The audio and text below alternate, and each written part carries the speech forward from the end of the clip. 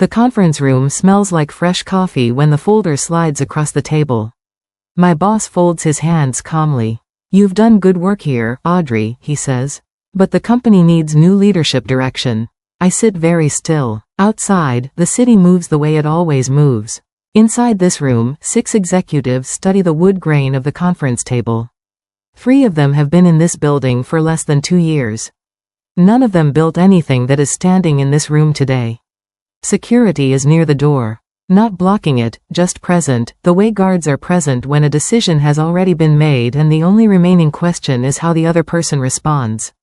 My name is on the lease for this office. I negotiated it. The supplier contracts keeping our production line running exist because I spent 4 months arguing for terms that everyone said we would never get. The operational architecture, the compliance structure, the financial controls, I built those, mostly alone, in the first 3 years when nobody else thought it was worth the time. And Daniel just slid a termination letter across the table like I am a contractor whose assignment has ended. I look at the folder. Then I look at him. He is watching me with the expression of a man who believes he is watching the last obstacle between himself and complete control. Nobody in the room meets my eyes. That is the detail I notice most in those first seconds. Not Daniel's expression, which is controlled and exactly what he has prepared it to be. Not the folder on the table, which I have not touched. Not the security guard doing the particular thing guards do in these situations, present without being confrontational. What I notice is the 6 executives avoiding my eyes. These are people I have worked with for years. Some came to me when they were struggling in their first months, sat in my office asking questions they were embarrassed to ask anyone else. I helped them understand our supplier contracts, our client protocols, our internal systems. I covered for them in meetings when they were underprepared. And right now, every one of them is finding their notebook very interesting. I understand it. Fear is rational in a room where power is demonstrating what it does to people who become inconvenient. Understanding something does not make it painless. I look at Daniel again. He is watching me with the particular expression of a man who believes this is over. That belief is the most important thing in this room right now. Because it is going to determine exactly how everything unfolds next. Let me tell you who I am before I tell you what happened in that room.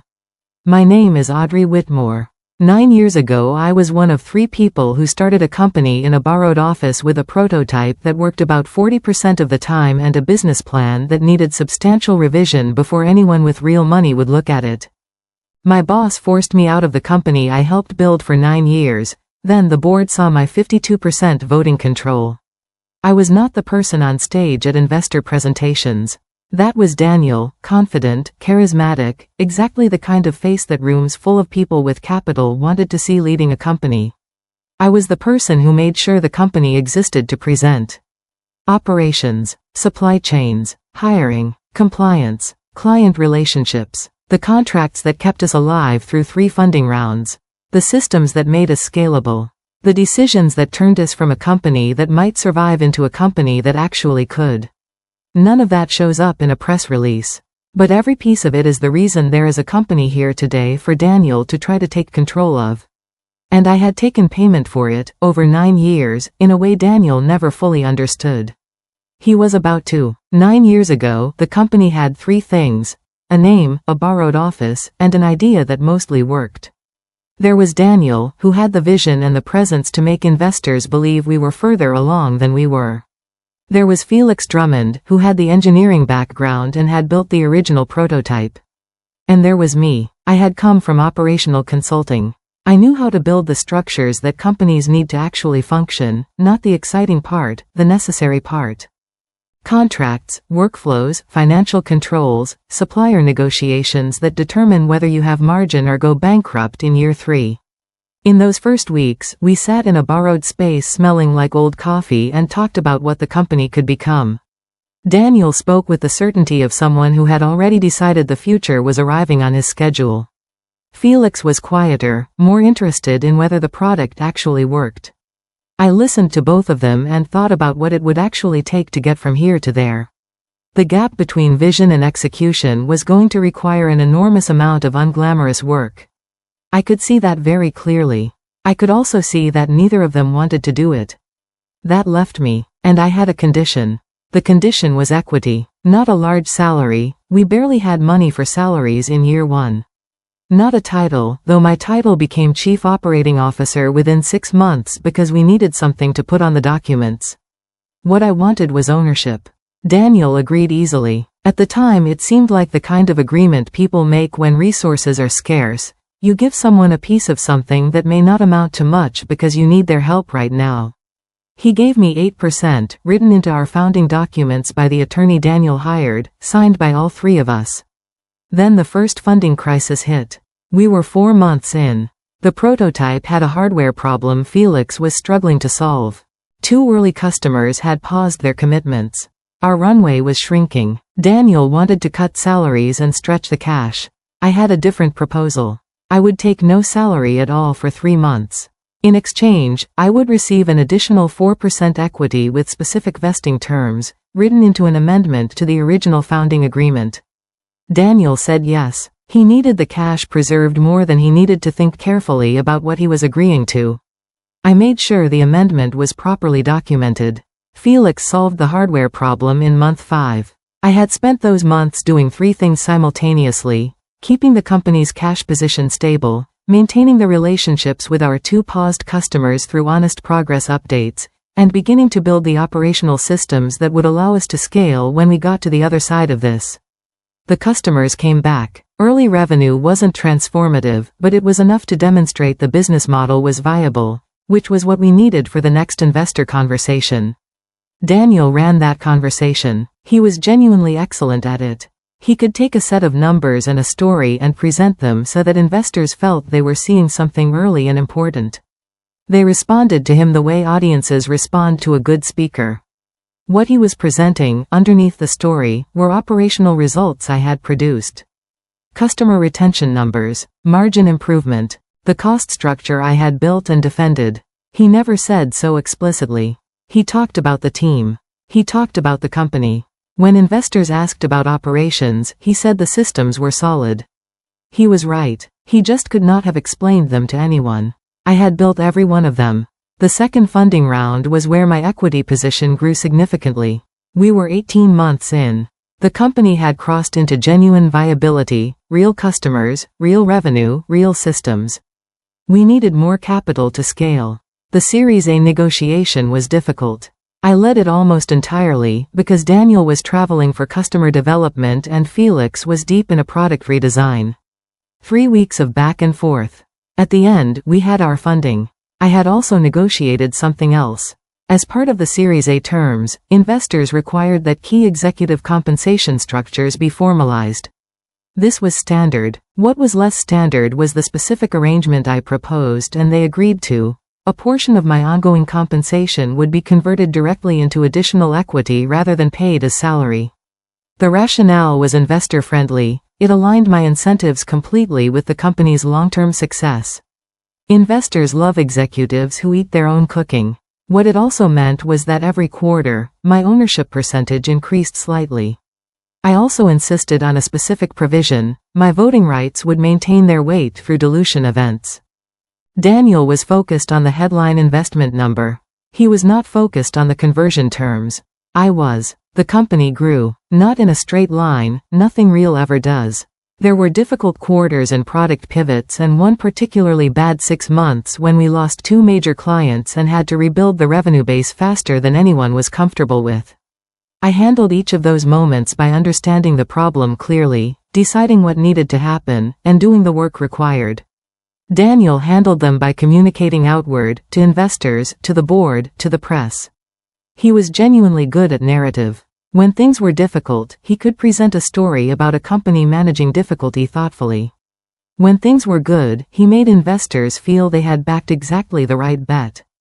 The investors liked him. The board liked him. The press liked him. Inside the company, the relationship was more complicated. The people who did the actual work knew who to call when something was broken. They knew whose door to knock on when a situation needed someone who understood the real machinery. They knew which of us had answers from understanding and which from confidence. That internal knowledge never made it into any press release. But it accumulated, year by year, into an institutional reality that would eventually matter enormously. The moment I understood Daniel intended to remove me came about 14 months before the conference room. I was not supposed to hear the conversation.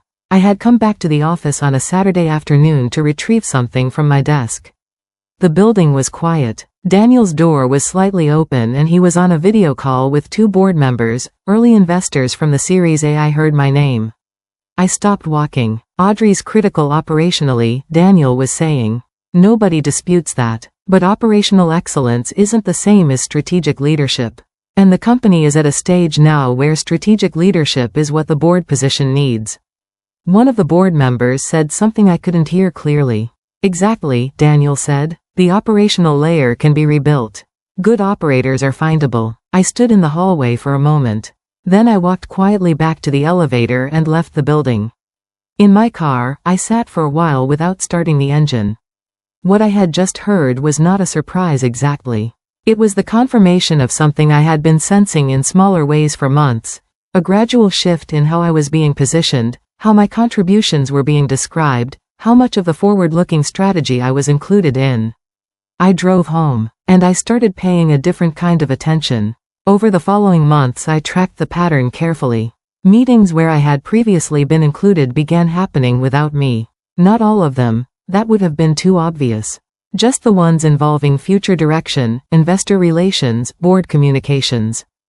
The meetings where the company's story was being shaped. I was still included in everything operational. In fact, my operational responsibilities actually expanded during this period, which I understood as deliberate. Keep Audrey busy with the work. Keep her away from the decisions that matter. I documented everything quietly. Every meeting I was excluded from that my role should have included me in. Every communication to investors that presented the company's progress without accurately representing who had produced it. Every instance where Daniel described our operational excellence as the product of his leadership vision. I also hired a corporate attorney, not the firm the company used, a separate firm with no relationship to Daniel or the board. I had them review every equity agreement I had ever signed. Every founding document, every amendment, every compensation arrangement going back 9 years. The attorney called me 2 weeks later. She walked me through the percentage calculations, every grant, every conversion, every dilution event. When she finished, she asked if I had known. I told her I had suspected. But the specific number surprised me. 52%. I want to be precise about how that number was reached. I began with 8% as a founding equity holder. The year 1 salary sacrifice added 4%, bringing me to 12. During the Series A, I negotiated the compensation conversion arrangement that increased my equity by a small amount each quarter. The same structure continued through Series B and the growth equity round that followed. There were also 2 situations where equity was used as a retention mechanism, moments when Daniel needed me to stay through a difficult period and offered equity in exchange for specific commitments. Both times I stayed. Both times I received the equity, properly documented. Meanwhile, dilution events had affected every other shareholder. Investors with large initial positions had their percentages reduced in each subsequent round. Felix had sold a portion of his equity back to the company during a personal financial situation in year 5. Daniel had granted equity to newer executives, which diluted his own position. The net effect, accumulated over 9 years, was that I held the majority position. Not a plurality, a majority, with voting rights that maintained their weight through dilution events because that was a specific provision I had insisted on. The attorney said the structure was clean. Every document properly executed. I thanked her. I had one more question. What were my rights as majority shareholder if a founding executive was removed without proper board authorization? The answer to that question was why I did not argue when Daniel slid the termination letter across the table. Corporate governance has rules. Most people who run companies know the general shape of those rules but not their precise mechanics, because the precise mechanics are what lawyers handle, and you trust they are handling them correctly. What Daniel did not know was that removing a founding executive in our company triggered a specific governance requirement, a mandatory shareholder review meeting within 30 days, at which voting rights and ownership positions of all major shareholders had to be formally verified before any leadership transition could be considered permanently effective. This provision existed in our founding documents because I had insisted on it 9 years ago. Daniel had agreed because we were new and small and the provision seemed theoretical. The attorney who drafted it explained it as a standard protective mechanism for founding operators. Daniel had signed it. He simply had not thought about it since. I had thought about it many times over the past 14 months. When I stood up from the conference table that morning, I was not conceding. I was creating the conditions for what would happen next. You cannot trigger the governance mechanism without first being forced out. Daniel had just done me the considerable favor of triggering it. The 2 weeks between the termination and the board meeting were quiet. I was no longer in the building. My access had been removed, my email forwarded to an automated response. To the outside world, I was a former executive removed in the kind of leadership transition that happens in growing companies. I spent those 2 weeks with my attorney and 2 specialists she brought in, a corporate governance expert and a securities attorney who had handled similar situations. We went through every document. We prepared a clear and precise summary of my voting rights and ownership position. We prepared the questions we intended to raise during the shareholder review meeting. We did not contact the board directly. That was important. The governance process needed to unfold through its proper channel, allowing the mandatory meeting to be called, then participating according to its own rules. The meeting was scheduled for a Thursday. I arrived 10 minutes early, alone, in the same building I had helped build from nothing. The conference room was the same one where I had been terminated 2 weeks before. I sat at the same table. I looked at the same windows. The city was still doing what the city always does. I was doing something different now. The board had 6 members at this point. 2 were the original Series A investors, Wallace Gentry and a woman named Irene from the investment firm that had led the round. 2 were later additions from the growth equity round. 1 was an independent director with a corporate law background, a quiet man named Philip who had joined 3 years ago to provide operational governance oversight. And then there was Daniel, who held a board seat as CEO. Daniel sat at the head of the table when I entered. His expression showed the careful neutrality of a man who believes the meeting ahead of him is a procedural formality before a decision he has already secured. He was expecting a review of transition logistics. Questions about who would take on my operational responsibilities, timeline and continuity planning. He was not expecting what was about to happen. I sat at the other end of the table. My attorney sat beside me. Philip called the meeting to order and explained the governance requirement that had triggered it. The company's corporate attorney presented the standard shareholder documentation. Then Philip asked the question the governance process required him to ask.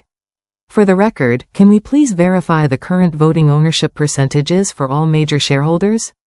The corporate attorney pulled up the records.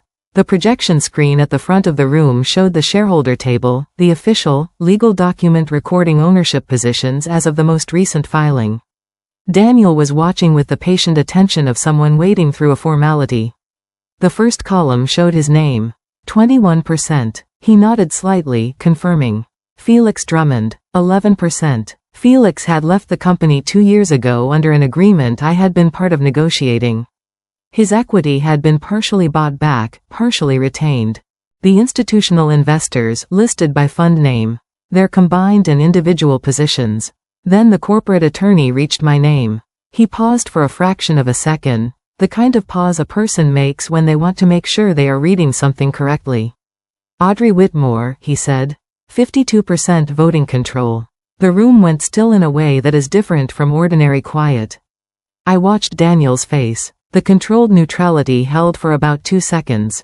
Then something shifted, not dramatically, but the significant shift of a person whose foundational assumption has just been contradicted. He looked at the screen. He looked at the attorney. He looked at the screen again. There must be an error, he said. The corporate attorney did not hesitate. There's no error, he said. His voice was even and professional, the tone of someone delivering a factual statement, not an opinion. He walked through the document line by line. The founding equity grant. The salary sacrifice amendment from year 1.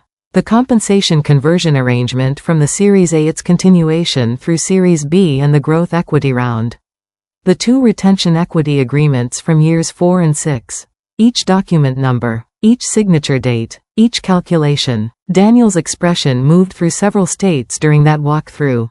Disbelief first, then something that might have been calculation, the rapid mental work of a person trying to find the error, the technicality, the angle. Then a stillness that settled in when the calculation produced nothing useful. The other board members were looking at each other. Wallace Gentry had his hands folded on the table and was watching the screen with the careful attention of a person who has just recognized that the meeting he came to is not the meeting he is in.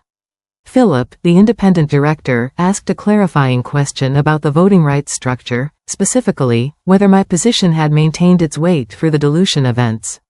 The corporate attorney confirmed that it had. My attorney, beside me, said nothing. She was letting the documents speak. Wallace Gentry spoke first. He was a careful man.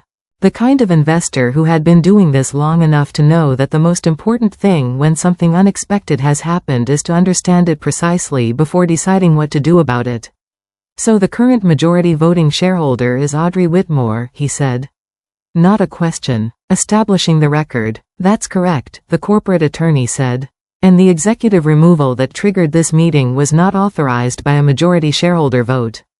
A pause. Correct. Wallace looked at Daniel. The look was not hostile. It was the look of a careful investor who has learned something significant and is adjusting his understanding accordingly. Daniel tried. He made an argument about executive authority and CEO decision-making powers and the board's authority to make leadership decisions without a full shareholder vote.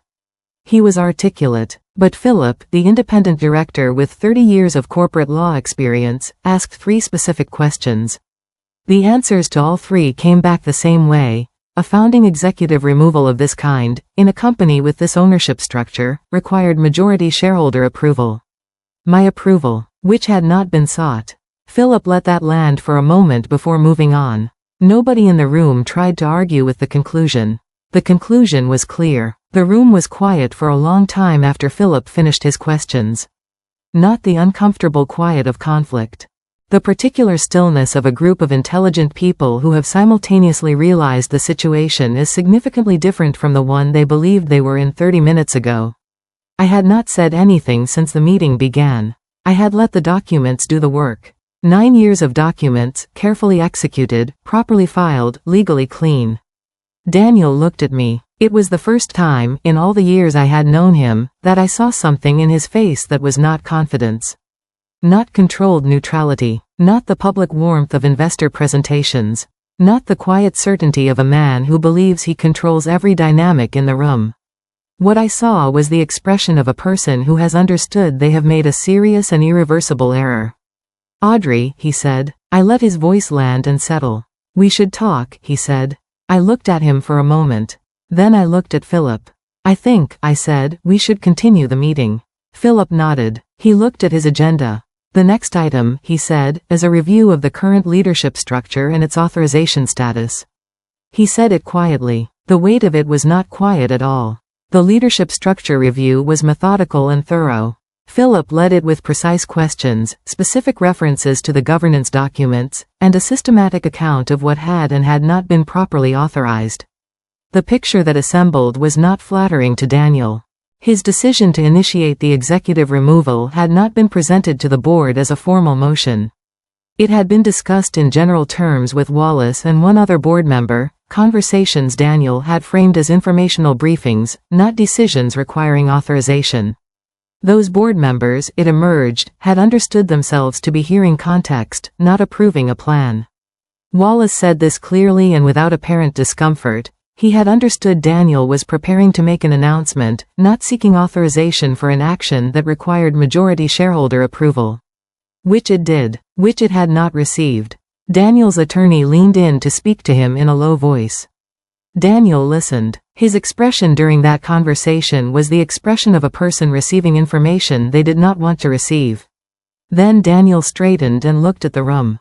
I want to acknowledge, he said carefully, that the process may not have followed the correct sequence.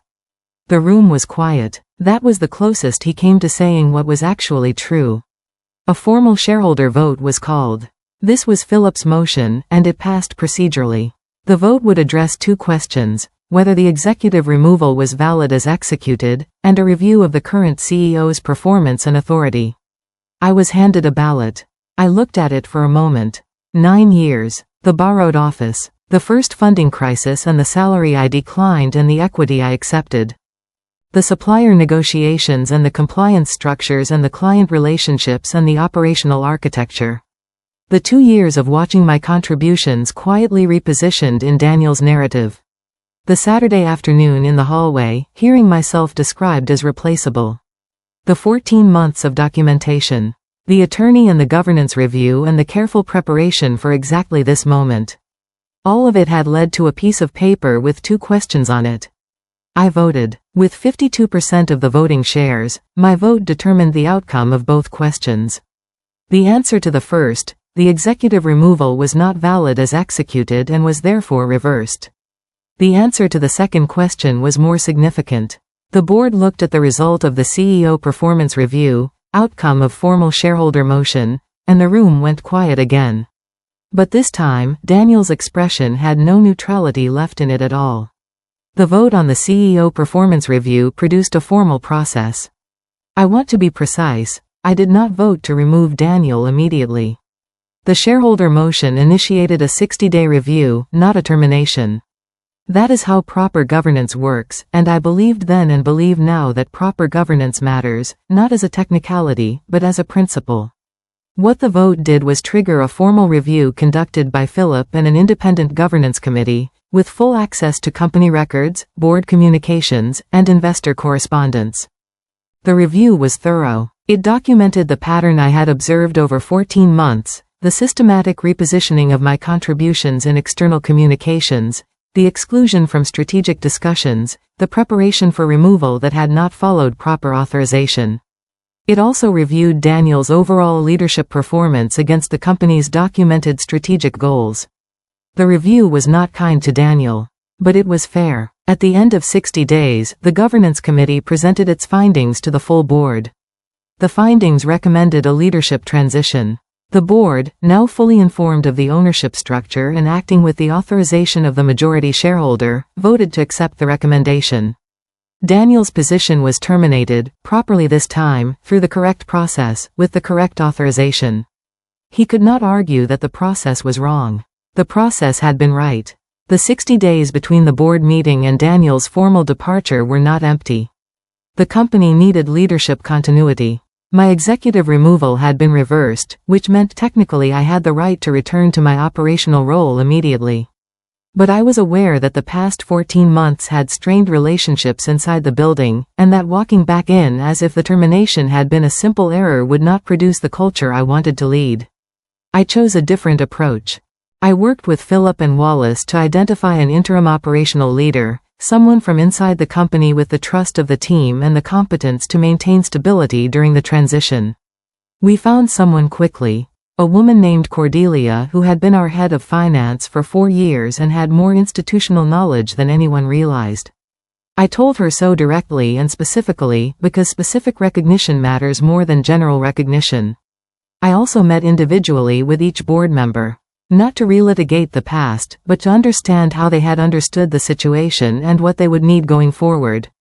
Most of those conversations were candid and productive. What I was building in those 60 days was not just a resolution to what had happened. I was building the foundation for what came next. The announcement of Daniel's departure went out on a Thursday morning. It was carefully written to be accurate without being inflammatory. Leadership transition following board review. The company grateful for the CEO's contributions. New direction emerging from a thorough governance process. It said nothing about the shareholder vote or the termination that had preceded it. Those details were not public information and there was no good reason to make them public. What it did say, near the end, was that Audrey Whitmore had been reinstated as Chief Operating Officer, pending a full leadership review, and would be working closely with the board to ensure operational continuity during the transition. My phone produced a sustained run of messages after that paragraph appeared. Former colleagues, industry contacts, people I had worked with at other companies, institutional investors who had dealt with me directly during the funding rounds and who had their own views about what operational excellence actually looked like. Some messages were expressions of support. Some were questions about the company's direction. Some were more interesting than either. One was from a firm I respected greatly, expressing interest in a conversation about the company's next phase. I replied to that one first. A month after the board meeting, I walked back into the building. Not as the person who had been terminated. Not as someone returning to collect what was owed to her. As the majority shareholder and reinstated chief operating officer, stepping back into the organization she had helped build from the ground up 9 years before. The lobby still smelled the way it had always smelled, the particular combination of air conditioning and the coffee cart near the elevator bank that had been there since year 3, when I had approved the vendor contract. I had approved most of the vendor contracts in this building. Cordelia met me at the door. She had done good work in the interim weeks. The company's operations had remained stable, which was a genuine achievement given the turbulence at the leadership level. I told her so directly. The team assembled in the main conference room. Not the one where Daniel had terminated me. A different one, larger, with windows looking out over the street. I had negotiated the lease for this floor. I stood at the front of the room and looked at the people I had worked alongside for years. I know the last month has been uncertain, I said. I'm going to tell you exactly what the situation is and exactly where we're going. I told them the truth. 6 months later, the company is stable and growing in ways the quarterly numbers show clearly.